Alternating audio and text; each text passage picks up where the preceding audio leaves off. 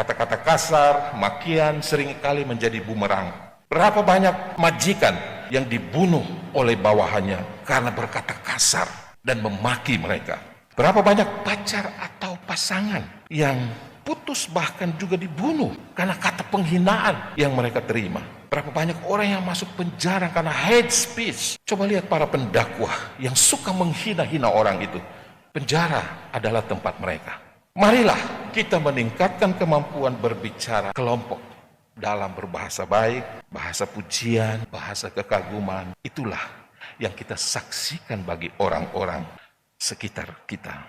Dalam nama Bapa dan Putra dan Roh Kudus.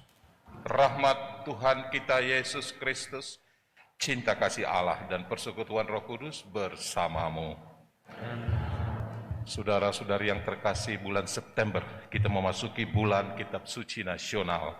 Kita diajak untuk menghayati tema sahabat Yesus, sahabat seperjalanan kita. Lewat bacaan Injil hari ini, kita mendengarkan tentang peristiwa Yesus yang menyembuhkan orang yang sakit, bisu tuli dan gagap. Bapak, Ibu, saudara-saudara yang terkasih, kita patut bergembira karena COVID sudah melandai. Akan tetapi menurut para ahli, COVID ini tidak akan berakhir.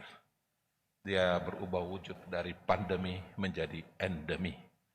Marilah kita belajar untuk hidup bersama COVID.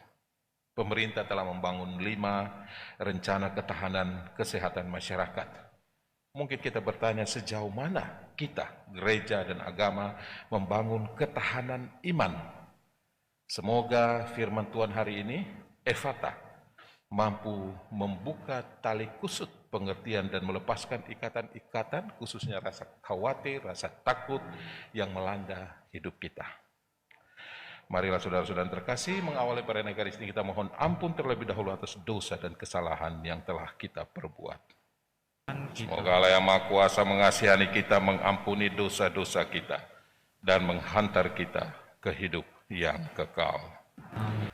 Saudari yang terkasih dalam Yesus Kristus, baik yang berada di aula ini, yang baru kita pakai untuk perayaan Ekaristi karena gereja kita dibongkar, dan saudara-saudara sekalian yang mungkin ada di rumah masing-masing yang mengikuti perayaan Ekaristi ini secara daring. Orang yang bisu tuli, Anda dan saya tahu bahwa orang seperti ini hidup di dalam dunianya sendiri. Hanya orang-orang khusus yang bisa ngerti gitu suara maupun tanda-tanda mereka. Bila Anda melakukan kunjungan ke panti-panti orang dengan kebutuhan khusus, bisa bertemu dengan orang-orang seperti ini. Kita coba mereka-reka maksud mereka itu apa gitu. Nah, dalam Injil, si bisu ini menunjukkan bahwa rupanya orang-orang sekitarnya merasa kesulitan, padahal kasihan sama dia. Lalu mereka membawa kepada Yesus. Apa yang diperbuat oleh Yesus? Bapak, Ibu, saudara-saudara yang terkasih, ada 3 hal.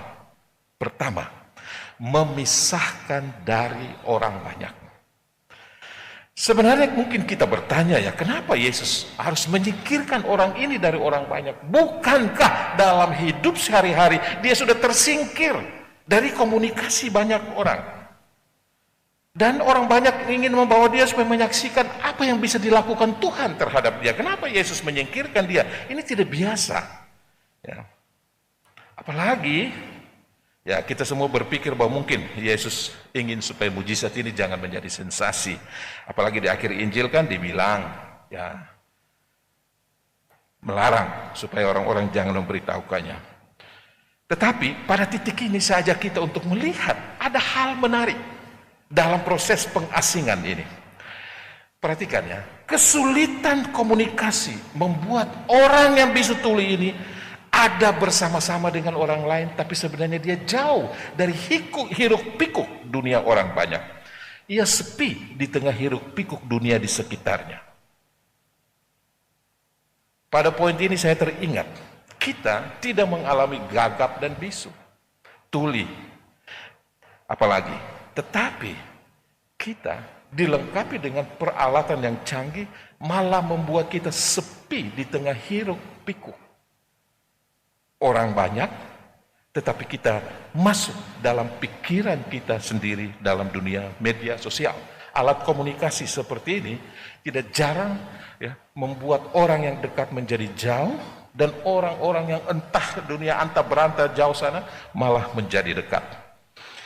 Yesus menjauhkan si tuli agar ia tidak mengalami yang namanya distorsi komunikasi ilahi. Apa maksudnya? Mudahnya kira-kira bilang gini, Yesus mau bilang sama orang tuli ini, hei, orang-orang tidak mengerti bahasamu, tapi Tuhan mengerti. Mari, saya tunjukkan cara Tuhan mengerti bahasamu, mengerti dirimu, mengerti kesulitanmu. Karena itu ia menjauhkan dari orang banyak. Maka Allah menunjukkan kuasanya lewat kata Efata, terbukalah. Itulah komunikasi Allah. Ia mau mengkomunikasikan dirinya justru di dalam kesendirianmu, bahkan di dalam kekurangan dan kelemahanmu. Sangat ironis karena dalam hidup sehari-hari kita berusaha untuk menyembunyikan kekurangan kita. Kita berusaha untuk menyembunyikan kelemahan kita. Sebenarnya inti dari sebuah bahasa adalah orang mengerti arti kata-katamu dan gerak-gerikmu. Tetapi Tuhan mempunyai pengertian yang melampaui. Tuhan tidak menyingkirkan. Nah, kalau kita terbuka dengan kelemahan kita di hadapan Tuhan, saya yakin Tuhan mempunyai cara untuk menyentuh kita. Ada keterbukaan bagi diri kita. Apa yang dilakukan Yesus yang kedua?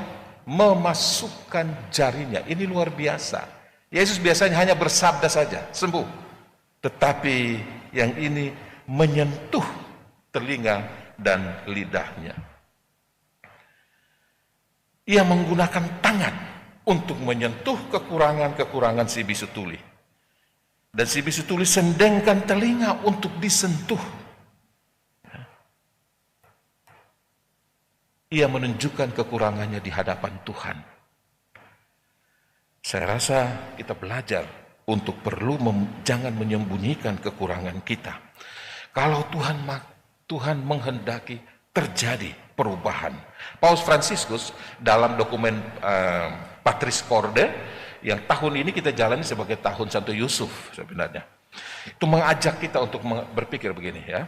Manusia selalu berpikir bahwa Allah hanya mengandalkan bagian diri kita yang baik dan berhasil. Dalam kenyataannya ya, kebanyakan rencana Allah justru terjadi dalam kelemahan dan kekurangan-kekurangan kita. Jangan sembunyikan di hadapan Tuhan. Bapak, Ibu, Saudara-saudari melihat penghargaan Allah terhadap kekurangan manusia. Kenapa kita tidak belajar untuk mengerti dan memahami juga kekurangan orang lain? Persahabatan sering hancur gara-gara tidak menerima kekurangan orang. Hubungan keluarga seringkali terputus gara-gara orang tidak menerima kekurangan saudaranya sendiri. Malah menjelek-jelekan di hadapan orang lain. Mungkin kita perlu membangkitkan kembali wacana pamali atau tabu. Membicarakan kekurangan orang itu pamali. Dahulu hal ini sangat dihidupi. Masyarakat sekarang tidak peduli lagi. Contoh ya, saya masih mendengar dari ibu saya. Ibu hamil, pamali ketawain orang yang gagap. Pamali untuk ketawain orang sumbing, orang pincang. Ntar anakmu akan begitu loh. Gitu kata orang-orang dahulu. Saya rasa ya benar atau tidak, ini bagus untuk mengerem penghinaan terhadap orang yang punya keterbatasan. Hal ketiga yang dilakukan Yesus, Bapak, Ibu, Saudara-saudara terkasih, penginjil mencatat, ia berkata-kata baik. Bahasa Latin berarti benedicere, berbicara dengan baik. Saya pribadi yakin bahwa ketika Yesus mengatakan kata Efata, orang ini tidak mendengarkan. Orang ini belum mendengarkan. Ia masih tuli.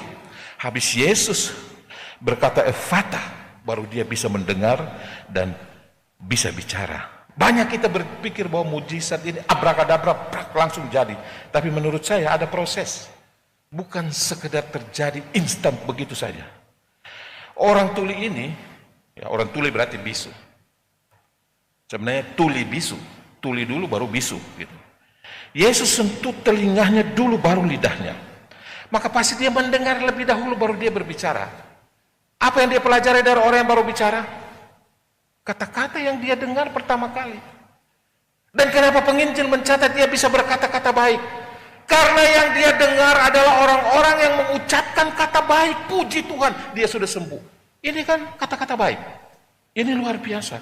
Keheranan orang baik memuji dan memuliakan Tuhan atas karya ajaib itu. Itulah kata-kata baik yang keluar karena orang ini mendengar untuk pertama kalinya. Apa yang didengar itu yang dia belajar untuk bicara. Apakah kita menggunakan kata-kata baik dalam bahasa sehari-hari? Atau ya anak tahu maki karena mendengar dari orang tuanya. Anak tahu mengumpat karena ia mendengar dari kakaknya, koko cicinya, atau dari teman-temannya. Dia sudah banyak fakta. Bapak ibu saudara-saudara yang terkasih. Kata-kata kasar, makian seringkali menjadi bumerang. Ya. Berapa banyak majikan yang dibunuh oleh bawahannya karena berkata kasar dan memaki mereka. Berapa banyak pacar atau pasangan yang putus bahkan juga dibunuh karena kata penghinaan yang mereka terima.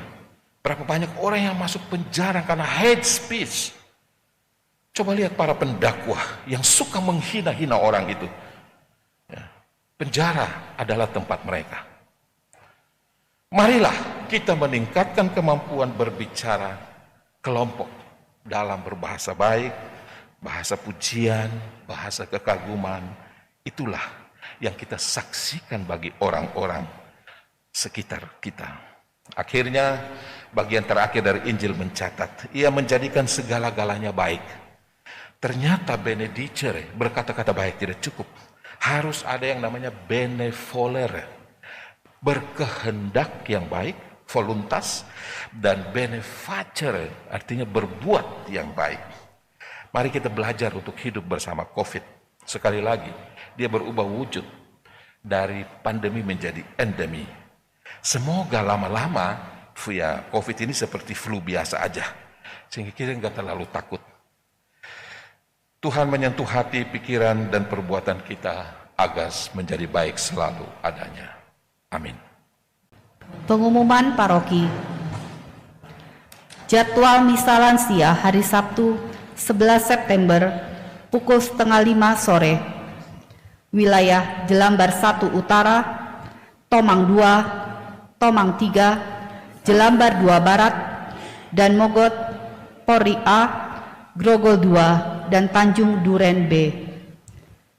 Silakan mendaftarkan diri kepada Ketua Lingkungan. Data diterima Bapak Alex 0811 869 398 lewat Koordinator Wilayah paling lambat Rabu 8 September pukul 6 sore. Pada Kamis pagi 9 September pukul 9 pagi, sisa kuota akan dibuka untuk semua wilayah di website Bela Rasa. Umat silakan mendaftar mandiri. Jadwal misa dewasa dan remaja hari Minggu 12 September pukul 8 pagi, wilayah Jelambar 1 Utara, Tomang 2, Tomang 3, dan Jelambar 2 Barat. Pukul 11 siang, wilayah Wijaya Kusuma, Jelambar 1 Selatan, Tomang 4, dan Polri B. Sisa kuota akan dibuka untuk semua wilayah pada hari Sabtu pukul 9 pagi. Umat yang hendak mengikuti misa lansia, misa dewasa dan remaja, dan menjadi PPK online harus sudah divaksin 2 kali.